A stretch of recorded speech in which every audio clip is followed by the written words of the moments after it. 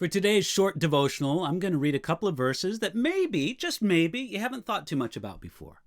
Acts chapter 20, verses 4 and 5. And I'm going to talk to you today about Aristarchus and Secundus of the Thessalonians. Here we go. Acts chapter 20, verses 4 and 5. And Sopater of Berea accompanied him to Asia. Also Aristarchus and Secundus of the Thessalonians, and Gaius of Derbe, and Timothy and Tychicus and Trophimus of Asia. These men, going ahead, waited for us at Troas. Now, these two verses are one of those little sections of the Bible that we often avoid, or we even skip over, because to us it just seems like a list of names, and most of those names are hard to pronounce. Yet we believe that every line of God's word is not only inspired by him, but it's also a gift from him. And there's some kind of treasure in every line of the Bible if we'll only look for it. Now, perhaps one gold nugget here in Acts chapter 20, verses 4 and 5, is found in the names of the two men from Thessalonica who accompanied Paul. Their names were Aristarchus and Secundus. They were among this larger group of men who went with Paul on his way to Jerusalem. Paul had collected a generous offering from these mainly Gentile churches, and Paul was happy to bring it to the needy Christians in Jerusalem and Judea. It would be a wonderful gesture of true unity. The mostly Gentile background Christians from the West loving and caring for the mostly Jewish background Christians from the East. And this team assembled in Macedonia and then went ahead of Paul and Luke to Troas, where they waited for the apostle to arrive and to continue his journey towards Jerusalem. Now, what can we learn from these traveling companions of Paul, Aristarchus and Secundus? Their names tell a little story. And what follows, it isn't certain from the text, but it's simply a logical inference from their names.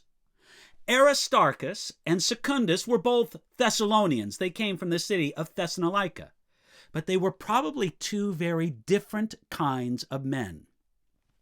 The name Aristarchus is connected with aristocracy, with the aristocracy, the ruling class of people.